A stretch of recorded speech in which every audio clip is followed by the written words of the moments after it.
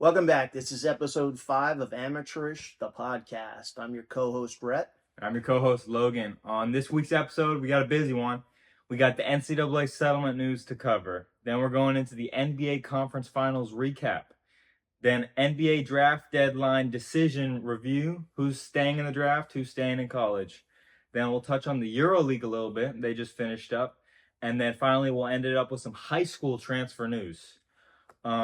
So you ready? Let's jump right We got in. the expert on the NCAA. Yeah, there was some monumental news this week, or the end of last week, that the NCAA and the Power 5 conferences have agreed to settle a series of pending class actions against the NCAA for antitrust violations.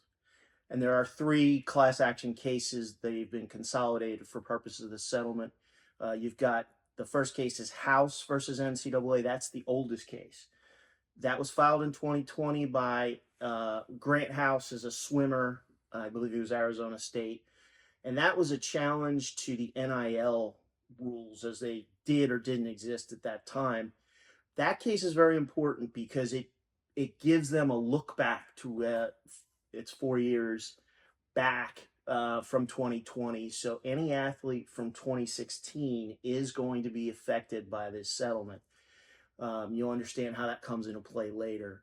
Then there were 2 other cases filed in 23. One was Carter versus NCAA. He was a former Duke football player, and he challenged a similar rule. It was an antitrust case. The final case is Chuba Hubbard, who was a one-time NFL running back. Still is in the NFL. Yeah, he might still be. And he was challenging something that arose way back 10 years ago, which was the Alston case. And the Alston case was a challenge, it was a global challenge to the antitrust of the NCAA of not paying athletes. But ultimately, they kind of focused in on something called education-related benefits, where athletes weren't getting the same benefits that others who went to normal college students were getting. But it was a very small amount. It was like $6,000, and it had to be limited to like computers for education, some other, if you were a musician, like instruments, things like that. Very tiny payments. They're called the Alston payments. But that was 10 years ago. And we're in a different kind of stage of evaluating amateurism and evaluating the NCAA.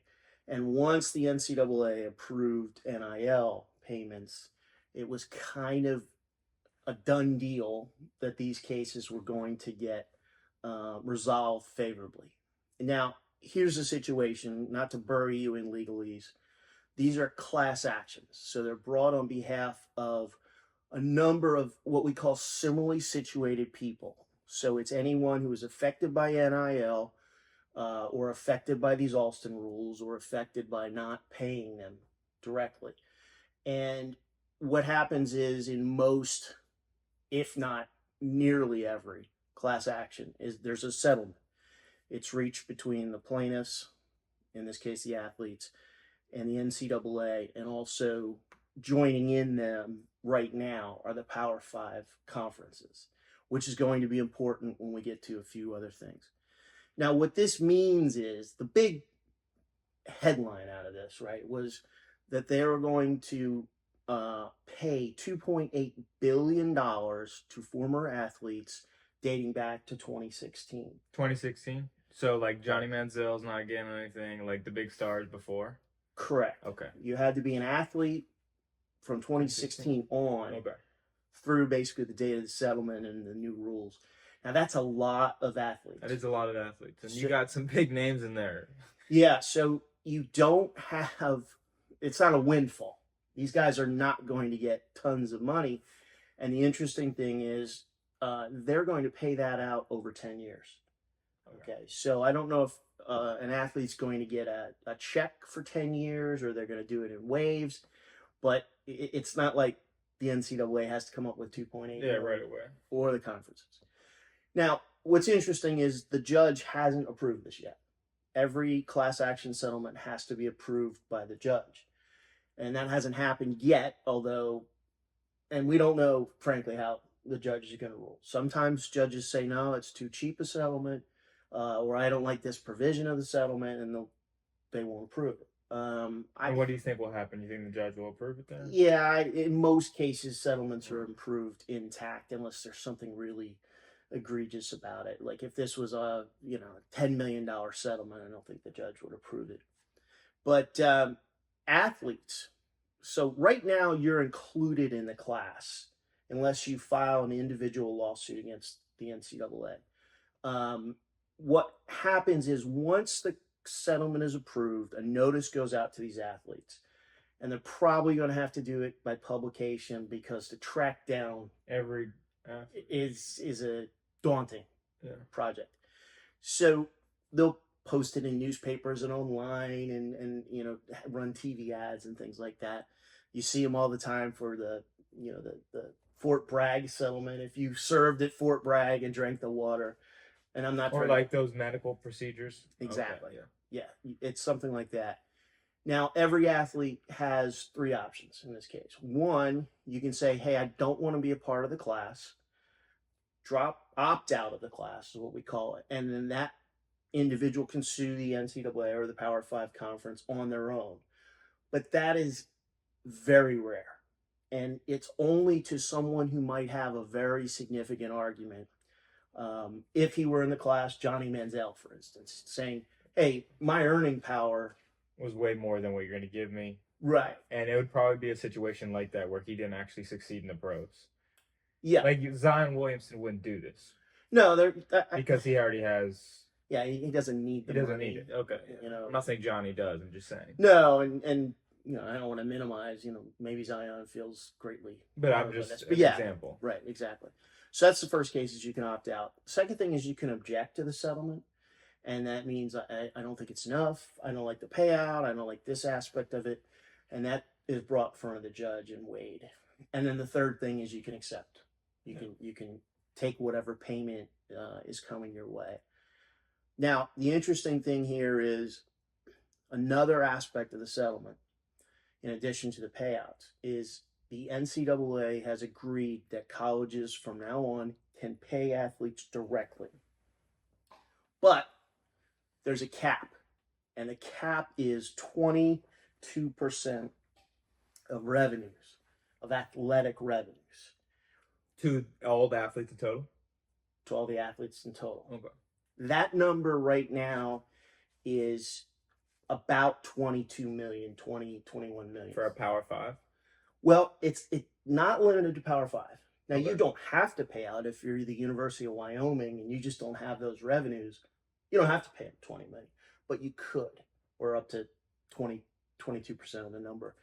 Up to 22%, but you don't have to? It's not your revenues. Okay. So it was determined, as I understand it, if somebody knows better, feel free to correct me in the comments. What happened is they took I think it was like 70 Power 5 schools, looked at their athletic revenues, and then came out with, okay, 22%, the average would be 21 million, something like that. And that number will go up over time as the average comes up, as new contracts, TV contracts, other sources of revenue increase. That will rise, although not dramatically. And the 22% has an escalator clause, meaning over the next couple years, it will go up percentage points. So I got a question for you. Yeah. Will this 22% be divided up equally among all student athletes, or will the higher generating players get a larger portion? That's where it becomes a little sticky. Yeah. Title IX, as you know. Title IX is legendary and very impactful legislation passed by Congress in the 70s, which was designed to equalize women's and men's sports. Yeah. And what happened was it saw a reduction in men's sports, right, and an increase in scholarships to women. Yeah. This case does not specifically address Title IX's impact here. So we are not certain if that 20 million, and I'm just using it as a round number, has to be divided up equally among all athletes. Right. If it does, then you're looking, okay, it's $10 million. There. I don't want to say women don't deserve it, but the revenues are way out of whack. I mean, unless you're Iowa. Right. Yeah. Then there are always going to be exceptions. Yeah. The gymnast at LSU. Yeah, right. yeah. So there are always exceptions, but in general terms, the revenue sports are men's football and basketball. Baseball is in that gray area, but that's there's only those two sports are actually in the plus.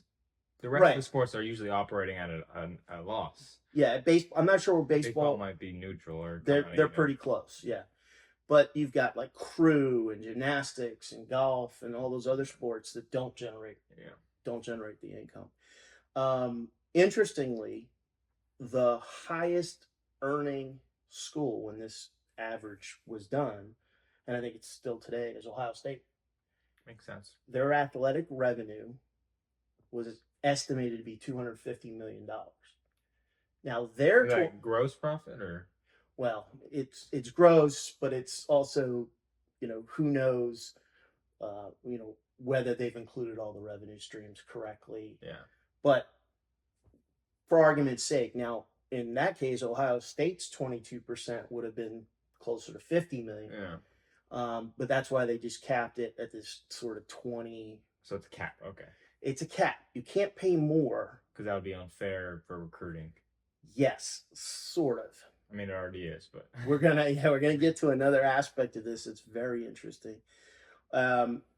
What happens also is the NCAA really wants Congress to pass a law that puts these payments into law, this cap into law, and then they would be protected from future antitrust cases.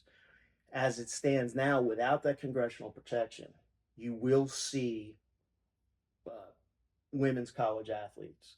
They are going to challenge this settlement, even though one of the plaintiffs in one of the cases is at least one is a female athlete. But the people that are agreeing to the settlement, which are the plaintiffs' class action lawyers and the NCAA and Power 5 conferences, do not have any provision in there or agreement on how Title IX applies. The plaintiffs' lawyers, frankly, don't care. It means nothing to them. And the sad part of the system is that the ones that profit most handsomely from these settlements are the class action lawyers. Now, we can go argue all day whether they deserve it, whether they don't deserve it. It's usually some percentage of the number. So when you take $2.8 billion, they're not going to get billions, but they are going to get millions. And, there's hard work involved, but that's the way the system works, is they really only have an incentive to get to the highest number. Now, another aspect of settlements, we talked about the athletes' three options. Not most, but in many class action settlements, they have an opt-out cap. So if so many athletes opt out, the settlement really is worthless, because then the NCAA has to fight those other cases. And so if a certain percentage of the class does not opt in or stay in, the settlement might be cratered or blown up. And that's going to be interesting to see how the athletes work. If there is no provision in the settlement for a blow up cap number, then the more people that opt out, the higher the payments out of the $2.8 billion will be. So there's a lot still to be determined. And one of the biggest consequences, there's really two. It appears that the NCAA is going to allow schools to offer more scholarships. right now there are caps in baseball. It's like in most big schools, baseball has like 12 scholarships. Even basketball. Baseball. Baseball? Correct. Your team is 25 guys, if if not more. But you're either on a quarter scholarship or half scholarship. If you're really elite, maybe you get the one of the few full scholarships. But it has significantly impacted, and this goes back to Title IX. So now, because we're not really playing within the same sandbox, schools will have more scholarships to offer. Um, the question is, will football go above 85 scholarships? And there was some question whether walk-ons would still be allowed, and I think they will. In football, it makes sense just so you have so much injury and turnover. And in basketball, the cap isn't as important. You have 12, I think it's 12 scholarships or 15 at the most. You're not really don't want 20 kids on scholarship. Yeah. Unless you really just want to reward the walk-ons and things like that. So you will see scholarships increase. So more of the non-rev athletes will get scholarship money. The question is, how does this impact the small schools? Because they have to contribute to this settlement just like Power 5 schools do. Yeah. And they can ill afford it. Okay. There's a very good interview online with, I think it's the Montana athletic director, where he kind of breaks down, hey, how this is, as we see it now, how this is impacting us. So the small schools, the non-Power 5 schools, could be required to pay up to 60% of this settlement, which, as we've talked about in earlier episodes, yeah, that small schools are disappearing. You have the Division III baseball team from Birmingham Southern that went to the Division III College World Series. No, they're playing for a school that doesn't exist right now. Right, yeah. And when they come back to the dorms, it's like, where's the dorms? Yeah, where's my stuff? So you unfortunately have a lot of schools in that situation. And it's going to start trickling up to the bigger levels, too. Yeah, exactly. I think you might see some schools that are borderline Division I drop a level. There's not going to be as much interest to jump Division II to Division I. We have a local school, Nova Southeastern. We're transitioning right now. That is looking to transition. Yeah. And that might not happen. So, yeah, we're not sponsored by this water. Feel free, though. Or by this soccer team or by that hockey team. So that's going to be one significant development. The other development that is interesting is what happens to NIL. Mm-hmm. And your gut reaction when you hear a huge settlement, direct pay to athletes, is no NIL. But that's not true, because because the settlement doesn't address NIL's future, and because the payouts are so small when you think about it. If a school is required only, or is permitted to only pay out $10 million to male college athletes, your football team, your basketball team, you're not really able to match some of the existing NIL. No, not even close. No, especially in football. Yeah. So the NIL, I think, will continue on as vibrantly as it is now, and your top athletes were going to get significant NIL deals. I saw this thing where it was a ranking of how much each level of basketball gets paid, and it goes NBA, Power 5, stud, and then other pros. Right. Yeah, so it's very interesting that this settlement, and we're going to see in the coming weeks whether the judge in the Northern District of California approves the settlement. And you saw the Power 5 conferences start to get on board, the SEC and ACC, and then the others decided to join as well. It's in their best interests, right? If they didn't agree to this settlement, they could be open to another class action lawsuit. So it just that's one of the reasons we do class actions, right?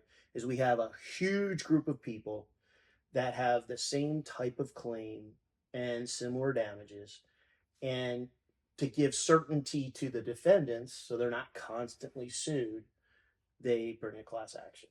So that's one of the reasons under American jurisprudence why we have class actions, which is, by the way, very uncommon around the world. It is. It's an American thing. Well, it's American, but there's considerable debate over whether it's a good thing or a bad thing. So we'll see. So that's the big NCAA news. Yeah, that was a lot. Yeah, I'm sorry if I drowned you in legalese. I tried to make it as simplistic as I could. That's definitely going to be some big changes, though, and we shall see in these upcoming weeks. But let's move on to the pros. So the NBA Conference Finals just finished up. We had two not really competitive series, surprisingly. We had Dallas whoop Minnesota in 5, and the Celtics beat the Pacers in 4. The storylines in the finals are crazy, but first let's touch on the conference finals.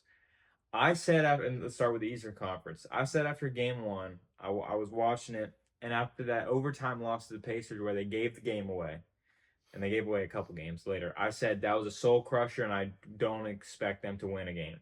It was one of those games where it's like, if they won, I think the series, 6-game series maybe. But the way they lost, it was kind of like soul crushing. You played that well, and you gave it away. And that turned out to be true. They were up in like 3 of the 4 games late and gave it away. Rick Carlisle made some awful decisions. No, I'm gonna be honest. And there were some bad mistakes made by the end. But yeah. So how do you feel about the Celtics run being a cupcake run? It's really remarkable. They have faced the Heat. The Mickey Mouse run, Celtics fans. The Heat without two of their top 4 players. We can argue whether Rozier is better than Tyler Hero, but he's still a top 4. Jimmy. Yeah, so you lose 2 starters, cakewalk. Then the next team they played was Cleveland, and at various points, Cleveland didn't have Garland or Mitchell. Donovan Mitchell. And then the Pacers with Tyrese out the last 2 games. Yeah, without Tyrese. So, as I say, you have to beat the teams in front of you, but no one is going to say that this is a challenging Eastern Conference this year. It is interesting, though. I do firmly believe that a team has to go through the playoff wars together before they can win it all. I agree with you, and this is coming from a biased perspective against Celtics. They have, because they've been that core has been together. No, I was talking about Indiana. Indiana. Okay. I thought you were talking about the Celtics run right now. Yeah. No, and I think my view going into the series was the way Indiana plays up tempo and shoots the ball, they could get a game from the Celtics. I didn't think it was more than a gentleman's sweep, but that first game was atrocious. I don't understand. You got to foul up 3 late always. It tells you. I mean, if you do that, you win the game. I am a huge believer. And you're still playing. I'm a huge believer in that if you're up 3, foul. But if you look at the inbound play, he would have been shooting 3 free throws because it was direct to the baseline. And other than grabbing someone during the inbounds, which could give them tech. Okay, yeah, but Pascal Siakam's got to contest. Yeah, but not getting the timeout on the inbounds. The timeout, that was even awful. And Carlisle, to his credit, stood up and admitted it. But this is a team. This is a team that, other than Pascal Siakam, they don't have the experience. But so and you'll see in the other series, I think Minnesota. But they said a lot. I mean, Dallas has been there a little bit more. Yeah, they have some more experience. But so let's move into the Western Conference. Dallas handled Timberwolves surprising to me because I thought the Timberwolves were playing great, and I thought the winner of that Nuggets T-Wolves were going to come out the West. Yeah. but they whooped them in 5, and it wasn't close. Game 5 was a whooping at halftime. Luka showed who was top dog. Yeah, There's a meme on Twitter about Ant says a Chrysler looks like a Phantom until a Phantom pulls up, and that's like Ant with Luka. yeah.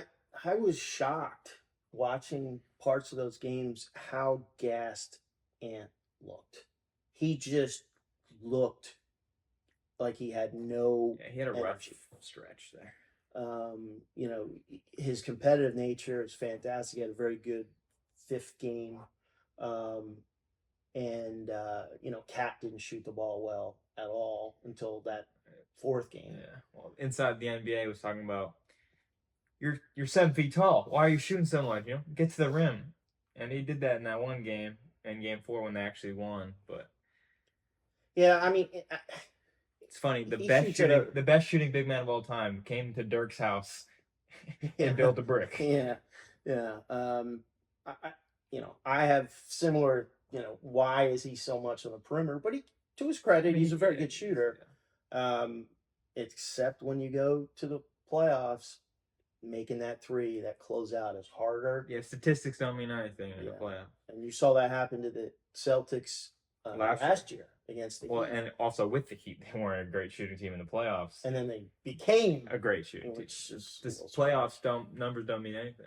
No. And also with the Mavs, it's really interesting how Daniel Gafford and PJ Washington turned their season around. Usually you think like a star pickup, but Daniel Gafford and PJ Washington. Yeah, and it's weird because I think if you looked statistically and historically, Grant Williams, PJ Washington, they're not that dissimilar. And Williams actually had a better reputation as a defender than Washington. Well, Washington was a great 3rd option. Gafford, they had Lively. I guess just letting Lively play fewer minutes. It just helped. Gafford just was a perfect fit. And then Lively had a great series. He didn't miss a shot. 16 for 16. And that pick and roll with him is ridiculous because he's so long and springy. Luka just throws it up there. Yeah, and I saw, switching gears a little bit, Washington's greatest need is a center. Yeah. And you know what's crazy? Yeah. Their 2 from last year are going to be in the finals. Kristaps and Daniel Gafford. Right. That's crazy. It is also interesting. There's a couple juicy some storylines for the finals. Yeah. First, the obvious one is Kyrie versus the Celtics. Yeah. And I am so excited, especially when they're playing in TD Garden, because Kyrie hates Boston. Boston hates Kyrie. I won't be surprised if a couple middle fingers are thrown from both parties. I'm really excited to see what Kyrie does and the crowd environment. Like every time he touches the ball, it's going to be electric. And I mean, if Kyrie, he's lost his last couple against the Celtics, but if Kyrie beats this Celtics team to win a championship, the narrative about both parties is insane. But also, we have differing views on Kyrie, not about his ability. Don't get me wrong. His ability is superior. But I was listening to a radio show on Sirius the other day where one of the hosts, it's my favorite show, the morning show, starting lineup, Scalabrine, said at the start of the season Kyrie wasn't a top 25 guard. Guard? Yeah. Oh, that's a awful take. And the co-host Isola was trying to bail him out. Like, I don't think you said that. And Scalabrine, no, I said that. And I was going through my head, who would you put? I won't go through the whole list because I have them somewhere in the top 10 of guards. Would you put De'Aaron Fox over? Not now. This form of Kyrie is ridiculously efficient, and just like he's playing like a great second fiddle. Like he's mastering that role. So who would you put above Kyrie? Yeah, Steph for sure. Yeah. Jalen Brunson, Tyrese Halliburton. Yeah. Ant, Shea. Mm-hmm.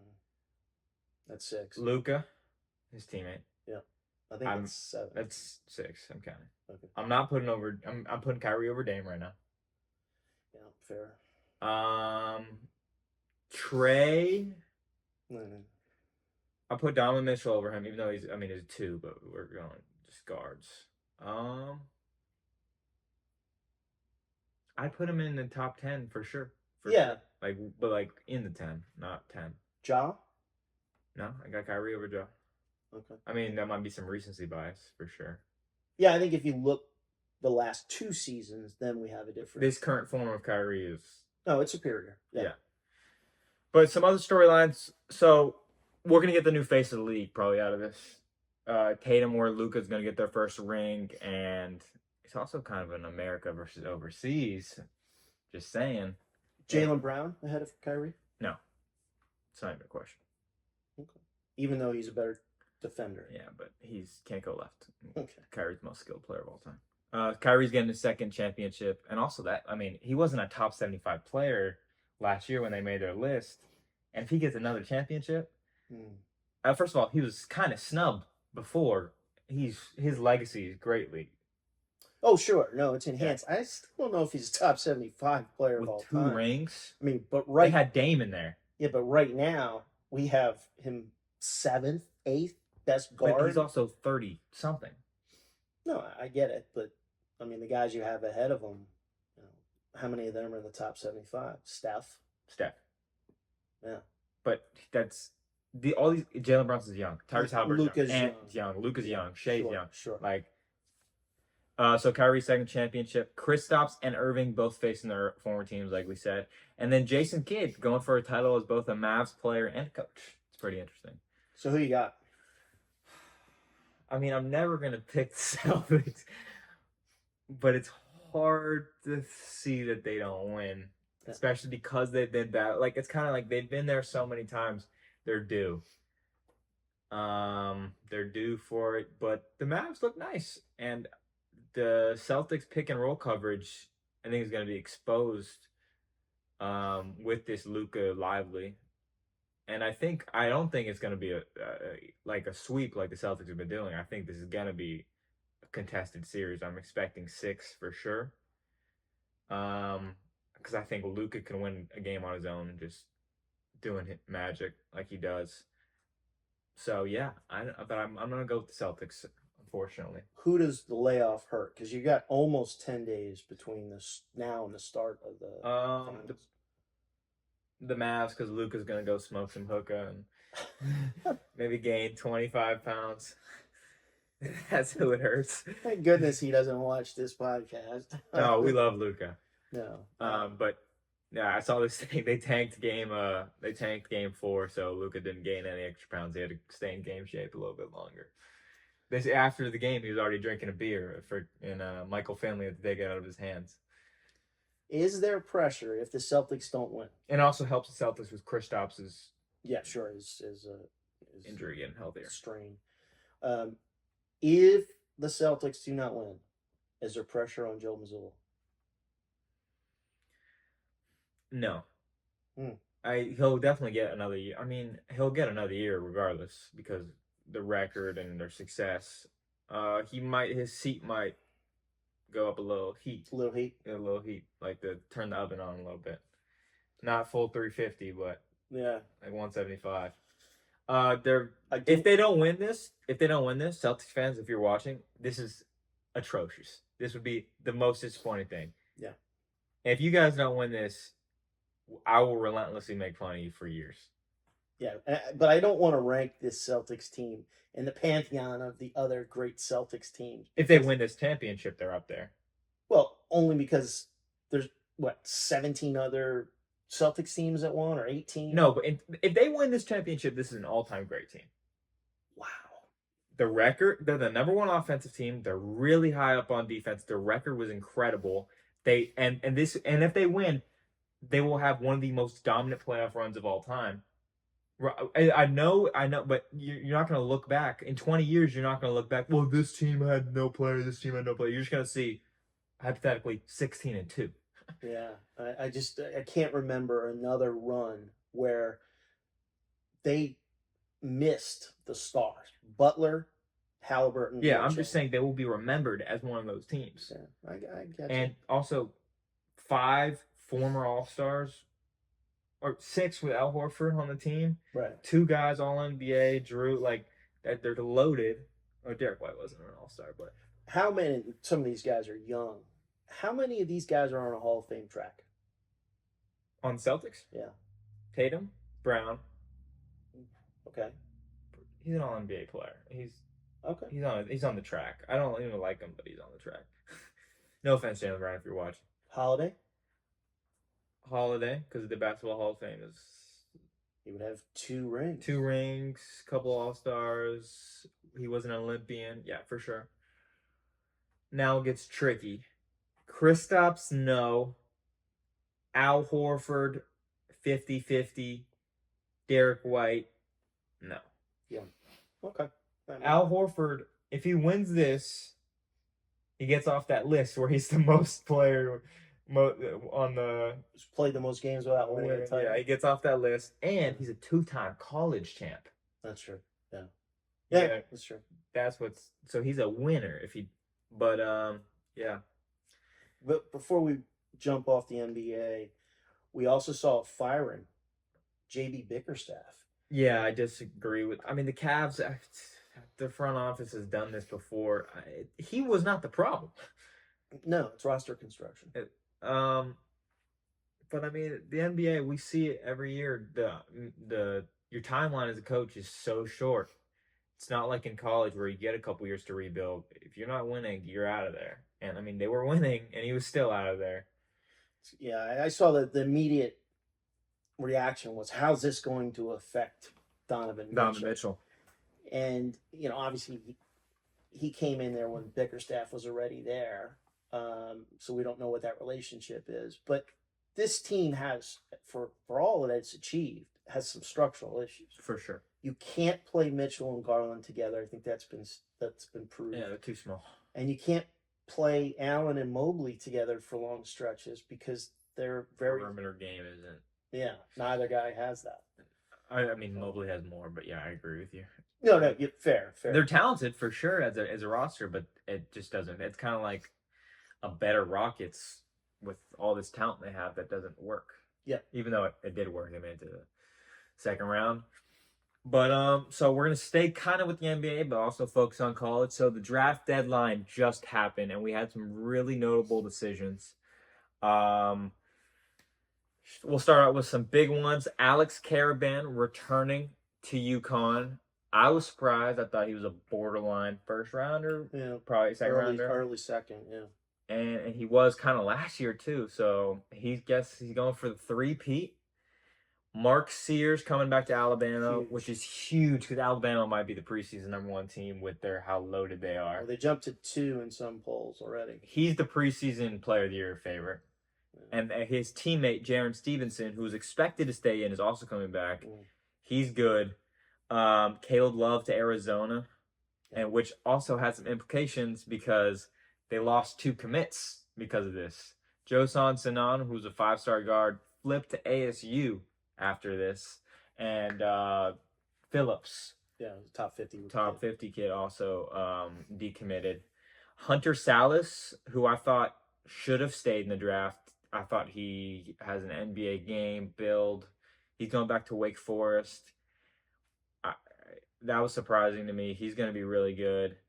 Eric Dixon, who I didn't know his draft stock, but it's huge for Nova, who was looking sketch for the Wildcats, but that's a big. They'll remain competitive as long as they have Dixon out there. Yeah, I mean he's a great player for them. JT Toppin, who I figured was gonna stay in college, but he had some buzz, and he's transferring to Texas Tech because a lot of these guys entered the portal and the draft, as we'll see. Jackson Robinson finally made his decision. He's following Mark Pope to Kentucky. That's big for them. Because we had talked about, I don't know if they have a scorer off the dribble. He fills that role, even though he might come off the bench like he did at BYU. Then we have guys who have not yet committed to a team. And Michael Ajayi to Gonzaga. Gonzaga is also looking nice. I'm not as high on them as they're deep, dude. They're deep. I still don't see the depth, but I think he definitely strengthens them. No, they're good. And then Florida got its 2 players back. Walter Clayton and Will Richard, they're definitely going to be a top 25 team preseason for sure. Yeah. That was expected probably, but it's still good to get that confirmation. And then there's some guys who have not yet found their school that they're returning to, but are going to be returning to college. No, most notably Coleman Hawkins. Now, interesting, he's very active on Twitter. I follow him. He had said when he entered the portal in the draft, Illinois fans, don't worry, I have 100% intention of staying in the draft. What do you know? He's coming back, not to Illinois. No. And this is surprising to me because, I thought he could play in the league. I thought he was, and his agent apparently is asking for a great Osabar level payday for these colleges. So he's going to be around that $2 million. So I expect him to join a school that doesn't have as loaded of a transfer class and has more of a budget to give him. So I don't think Arkansas is probably in the mix there. Yeah, I saw them in the mix. I saw Duke in the mix. I think both those teams have kind of I don't think so. full rosters. I think a team like UNC, because I think he could fill that Harrison Ingram role. He's bigger, but perfectly. In Arizona, yeah. I mean, he's a do everything guy. I think UNC would be a great fit. Yeah, I'm not sure he's going to move the needle in scoring, but he would definitely make somebody a contender in the top, 15. Then we also have Trayvon Brazile, who went transfer from Arkansas. He's a talented big man, had some injury issues, but he has NBA talent and a build, athleticism. Hell athletic. Ridiculous. And speaking of Arkansas, DJ Wagner, we knew he wasn't going to be staying in the draft, but he is transferring following Coach Cal to Arkansas, which we talked about earlier, how we didn't really want him to do that. Yeah. I think the position there is blocked, and with Boogie Flan, John L. Davis, I don't like the move. Well, I think he's going to start over Flan. He'll probably start over Flan, but there's the backcourt is deep, Yeah. Billy Richmond. There's guys there. And Richmond's more of a swing. Yeah. Yeah, you're right. Yeah, he's got some size and very athletic. Same school as DJ Wagner. Yeah, teammates. And speaking of Cal, Ugonna Onyensu also is returning to college. I don't know. I don't think he'll follow Cal because how that front court is deep with Jonas Idu and all the Kentucky guys. So that's going to be a big transfer because he's massive. Yeah. Great defender. Some other notable guys, Jameer Watkins. It's very surprising because he was borderline first round, kid out of FSU. Arthur Kaluma, Wooga Poplar. Kaluma will be on his third school. Poplar is a scorer who injuries hampered him a little bit in Miami. And then guys who are staying in the draft, Jonathan Mogbo from San Francisco. Great story there. He impressed at the combine. Yeah, he impressed the combine. Very long arms. Yeah. Dunks the ball with authority, and he's kind of a point forward. Johnny Furphy from Canvas. Oh, I saw that Furphy was staying in college. No, he's going to the draft. For sure. Okay. Furphy from Kansas, the Australian kid, kind of came on late in the season.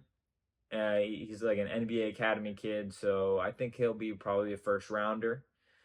And then Cam Christie from Minnesota. This was interesting because his brother did the same thing out of Michigan State, where they kind of went after their first year when everyone was like, slow down. Yeah. So I don't know who's in their circle because they're following basically the same exact path. He'll probably be a late first round, early second round, but I think a year in college could have. I'll tell you who's in his circle. His brother? His dad. Yeah. His dad, former NBA legend, Doug Christie. So Cam, didn't have quite the season that I think would warrant. Is Doug Christie his dad? I'm pretty sure he is. If I'm wrong, we may have to have a disclosure. We've made some mistakes in the past. Doug Christie is not his dad. Oh, he's not? No, it's just... Oh, okay. Yeah, but... His uncle. His uncle. I don't know. I'm wrong. Okay. And then we also have David Jones. Big blow to Memphis. Huge. yeah, Penny's gonna have to search for a guy right now because he was an All-American. I did not see Jones in many Yeah. draft I mean, conversations. I mean, he's old though. Sometimes it's time, Yeah, I mean he's a bucket. He was one of the No doubt about it. leading scorers in the country. I mean, not top, but he was up there. Yeah. So, you got any takeaways or? Well, there's a couple. Obviously, Sears moves the needle.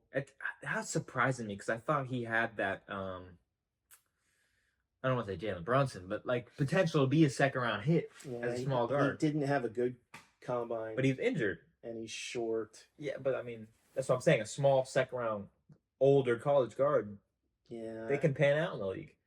I wasn't surprised watching him play. I know he was injured. He tried to gut it out.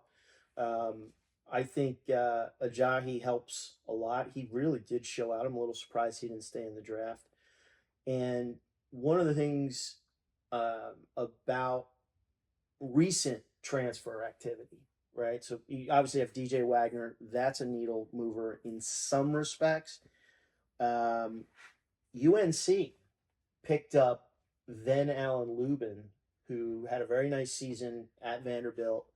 He's not quite a double guy, but in that mold. I think if they don't get Coleman Hawkins, he can fill the Harrison Ingram role. Yeah, I think he's more of a. He's bigger. Yeah, but like that type of production and do it all on the boards too. So Miles Kelly, Georgia Tech to Auburn. Right, and then Tennessee got a sniper in Chaz Lanier. Most efficient player in the country last year.